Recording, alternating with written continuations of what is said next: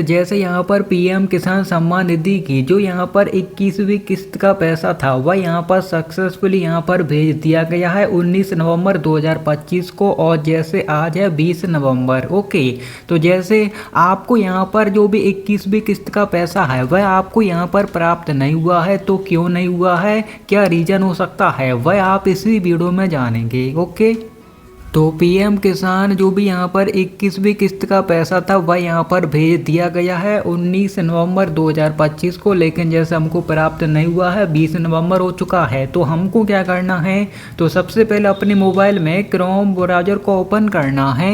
Chrome browser को open करने के बाद आपको यहाँ पर पीएम किसान सर्च करना है। जैसे आप पीएम किसान सर्च करेंगे आपको यहाँ पर पीएम किसान बेनिफिशियरी स्टेटस का ऑप्शन देखने को मिलेगा, इस पर क्लिक करेंगे तो यहाँ पर एरर देखने को मिलेगा। तो आपको क्या करना है, गो टू पीएम किसान, इसी पर क्लिक कर देना है। जैसे आप इस पर क्लिक करेंगे तो यहाँ पर एक बैनर देखने को मिल जाएगा, जैसे 21वीं किस्त का पैसा 19 नवंबर 2025 को भेज दिया गया है लेकिन हमको प्राप्त नहीं हुआ है। तो हमको यहाँ पर क्या करना है, यहाँ से करना है बैक करने के बाद अब आपको क्या करना है, यह करने के बाद आपको यहाँ पर बहुत से ऑप्शन देखने को मिलेंगे। तो जैसे आप यहाँ पर देख सकते हैं, यहीं पर आपको ऑप्शन देखने को मिलेगा न्यू फार्मर रजिस्ट्रेशन और ई केवाईसी का। तो जहाँ पर भी आपको ई केवाईसी का ऑप्शन देखने को मिल रहा हो आपको ई केवाईसी पर क्लिक करना होगा। जैसे आप ई केवाईसी पर क्लिक करेंगे, अपना आधार नंबर एंटर करेंगे, जो भी आधार कार्ड पर 12 का नंबर लिखा होता है तो अपना आधार नंबर एंटर करके सर्च पर क्लिक कर देंगे। तो जैसे हमने आधार नंबर एंटर करके सर्च वाले ऑप्शन पर क्लिक किया तो हमको यहाँ पर बताया जा रहा ई केवाईसी ऑलरेडी डन, यानी हमारा जो ई केवाईसी है वह यहाँ पर कंप्लीट है। अगर आपका कंप्लीट नहीं रहेगा तो ई केवाईसी करने के लिए जैसे आधार नंबर एंटर किया उसके बाद ओटीपी आएगा, जो भी मोबाइल नंबर आधार कार्ड के साथ लिंक रहता है, उसके बाद आपका यहीं से ई केवाईसी भी कंप्लीट हो जाएगा, आपको कहीं जाने की ज़रूरत नहीं। ओके, तो पहला स्टेप यह है कि आपको चेक कर लेना है आपका ई केवाईसी कंप्लीट है या फिर नहीं। अगर है तो आपको यह वाला पॉपअप देखने को मिलेगा, यहाँ पर आपको ओके करना है, यहाँ से बैक आ जाना है। तो जैसे हमारा ई केवाईसी ऑलरेडी कंप्लीट है तो अब यहाँ पर दूसरा स्टेप क्या है, तो दूसरे स्टेप में आपको क्या करना है, अपने मोबाइल में क्रोम ब्राउज़र को ओपन करना है। अब आपको UIDAI सर्च करना है। जैसे आप यहाँ पर UIDAI सर्च करेंगे तो आपको यहाँ पर UIDAI के जो वेबसाइट है आपको यहाँ पर आ जाना है। जैसे आप इस पर क्लिक करेंगे तो यहाँ पर लोडिंग होने में थोड़ा टाइम लगता है, तो आप यहाँ पर 1 से 2 मिनट वेट कर लें। ओके, तो जैसे हमने इस पर क्लिक किया तो हम यहाँ पर थोड़ा वेट कर लेते हैं। तो जैसे हमने थोड़ा वेट किया तो अब यहाँ पर लैंग्वेज सेलेक्ट करने के लिए बताया जाता है। तो आप जिस भी लैंग्वेज में आप यहाँ पर यूज़ करना चाहते हैं अपना लैंग्वेज सेलेक्ट कर लेंगे। लैंग्वेज सेलेक्ट करने के बाद अब जैसे यहाँ पर लोड हो रहा है तो यहाँ पर थोड़ा ज़्यादा टाइम लगता है, 1 से 2 मिनट टाइम लग जाता है, जैसे आप यहाँ पर दे सकते हैं। तो जैसे यहाँ पर लोड हो रहा है, जैसे आप यहाँ पर दे सकते हैं, तो हो जाने देते हैं।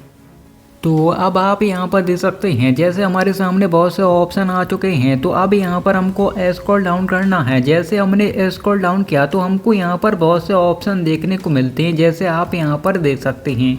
तो आपको क्या करना है, इसको आपको यहाँ पर डेस्कटॉप साइट पर इनेबल कर लेना है। जैसे हमने इनेबल कर लिया, अब यहाँ पर लैंग्वेज सेलेक्ट कर लेंगे, वही वाले ऑप्शन फिर से आ जाएंगे। तो अभी जैसे आप यहाँ पर देख सकते हैं, अभी जैसे हमको यहाँ पर बहुत से ऑप्शन देखने को मिल रहे हैं। तो आपको यहाँ पर क्या करना है, जैसे आप यहाँ पर स्क्रॉल डाउन करेंगे तो आपको यहाँ पर आधार सर्विसेज का ऑप्शन देखने को मिलेगा।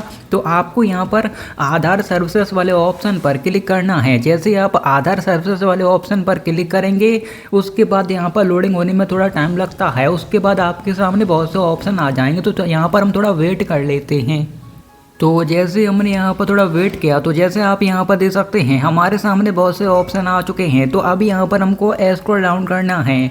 जैसे आप स्क्रॉल डाउन करके नीचे आएंगे तो आपको यहाँ पर एक ऑप्शन देखने को मिलेगा आधार लिंकिंग स्टेटस का। तो आपको यहाँ पर इसी वाले ऑप्शन पर क्लिक करना होगा, आधार लिंकिंग स्टेटस पर। जैसे आप यहाँ पर आधार लिंकिंग स्टेटस पर क्लिक करेंगे आपके सामने नया इंटरफेस आ जाएगा। तो यहाँ पर जब भी हम किसी ऑप्शन पर क्लिक करते हैं तो यहाँ पर कुछ सेकंड वेट करना होता है, इंस्टेंट यहाँ पर ओपन नहीं हो रहा है।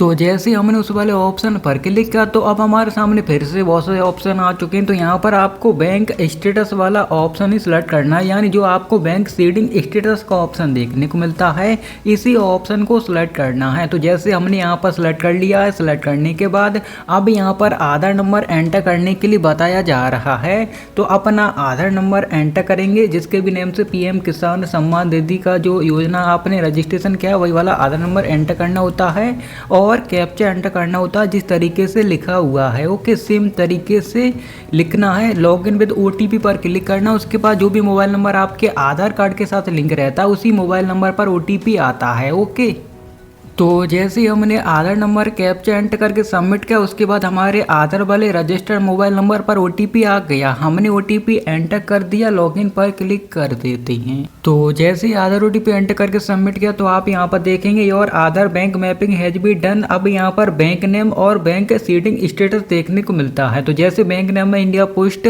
पेमेंट देखने को मिल रहा है और बैंक सीडिंग स्टेटस में एक्टिव लिखा है, यानी अभी हमारा इंडिया पोस्ट पेमेंट बैंक का अकाउंट डीबीटी से लिंक है। यानी जैसे किसी भी गवर्नमेंट स्कीम का पैसा, यानी जैसे सब्सिडी या फिर जैसे पीएम किसान सम्मान निधि का जो पैसा आता है वह इसी अकाउंट में क्रेडिट किया जाएगा। लेकिन जैसे अगर आपको यहाँ पर इनएक्टिव देखने को मिल रहा है तो आपका जो पैसा है आपको प्राप्त नहीं होगा, क्योंकि बैंक सीडिंग यहाँ पर कभी कभी इनएक्टिव भी हो जाता है। या फिर जैसे आपका बैंक देखने को मिल रहा है, एक्टिव भी देखने को मिल रहा है, तो आपका जैसे खाता बंद हो जाता है, बंद हो चुका है तो भी पैसा क्रेडिट नहीं होता है। तो आपको अपने अकाउंट का केवाईसी भी चेक करवाना होगा बैंक जाकर कि आपका अकाउंट एक्टिवेट है या फिर नहीं। या फिर अभी जैसे हमारा इंडिया पोस्ट पेमेंट बैंक का अकाउंट डीबीटी से लिंक है, आधार एनपीसीआई से लिंक है, अब हम इसको चेंज करना चाहते हैं तो क्या हम चेंज कर सकते हैं? तो आप चेंज भी कर सकते हैं घर बैठे, आपको कहीं जाने की जरूरत नहीं। कैसे करना है वह आप इसी वीडियो में जानेंगे। तो आपको क्या करना है, आपको यहाँ पर अपने मोबाइल में एनपीसीआई सर्च करना है।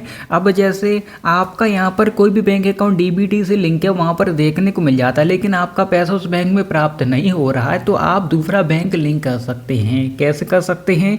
अपने मोबाइल में क्रोम ब्राउज़र को ओपन करके एनपीसीआई सर्च करेंगे। एनपीसीआई सर्च करने के बाद एनपीसीआई के पोर्टल पर आएंगे, 3 डॉट पर क्लिक करेंगे, कस्टमर पर क्लिक करेंगे, भारत आधार सीडिंग पर क्लिक कर देंगे। जैसे ही आप इस पर क्लिक करेंगे तो आपको यहाँ पर आधार सीडिंग डी सीडिंग का ऑप्शन देखने को मिलता है, इस पर क्लिक करेंगे। जैसे हमने इस पर क्लिक किया तो अब जैसे आप अपना कोई भी नया बैंक अकाउंट डीबीटी से लिंक करना चाहते हैं, यानी जैसे अभी हमारा इंडिया पोस्ट पेमेंट बैंक का अकाउंट लिंक है, लेकिन अब जैसे हमारा खाता स्टेट बैंक ऑफ इंडिया में भी है, तो अब यहाँ पर हम अपने एसबीआई के अकाउंट को डीबीटी से लिंक करेंगे, यानी आधार सीडिंग करेंगे।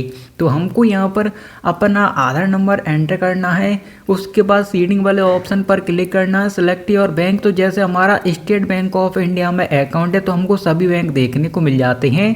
तो हम यहाँ से अपना स्टेट बैंक ऑफ इंडिया यानी जो एसबीआई वाला अकाउंट है हम यहाँ से सिलेक्ट कर लेते हैं। तो जैसे आ चुका है, हमने सेलेक्ट कर लिया है। तो अब यहाँ पर आपको सीडिंग टाइप में फ्रेश सीडिंग और यहाँ पर मूवमेंट का ऑप्शन दिया जाएगा। ओके, तो जैसे हमारा इंडिया पोस्ट पेमेंट बैंक अभी डीबीट से लिंक है, जबकि वहाँ पर एक्टिव का ऑप्शन देखने को मिल रहा है।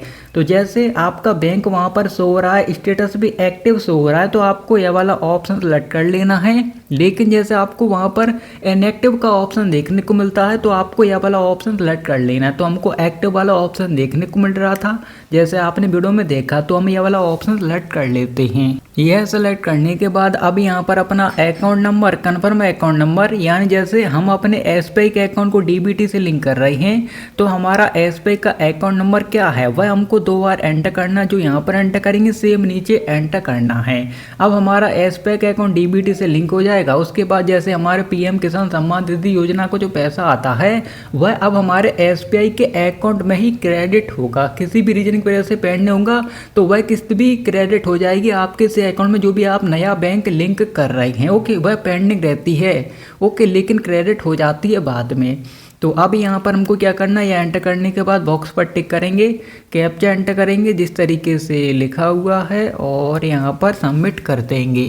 तो जैसे हमने सभी डिटेल फिलअप करके सबमिट किया तो हमारे सामने टर्म एंड कंडीशन आ चुकी हैं। तो अब यहाँ पर एग्री एंड कंटिन्यू पर क्लिक करना। जैसे हमने एग्री एंड कंटिन्यू पर क्लिक किया तो अब जो भी मोबाइल नंबर आपके आधार कार्ड के साथ लिंक रहता है उसी मोबाइल नंबर पर ओटीपी आता है। तो ओटीपी आ चुका है, एंटर कर चुके हैं। अब यहाँ पर कन्फर्म करते हैं। जैसे हमने यहाँ पर ओटीपी एंटर करके कन्फर्म किया तो जैसे आप यहाँ पर दे सकते हैं। तो जैसे आप आधार ओटीपी एंटर करके सबमिट करेंगे उसके बाद आपको कन्फर्म का ऑप्शन दिया जाएगा। तो जैसे आप कन्फर्म वाले ऑप्शन पर क्लिक कर देंगे उसके बाद जैसे हमारा India post payment bank DBT से हट जाएगा, एस बैंक अकाउंट डीबीटी से लिंक हो जाएगा। ओके।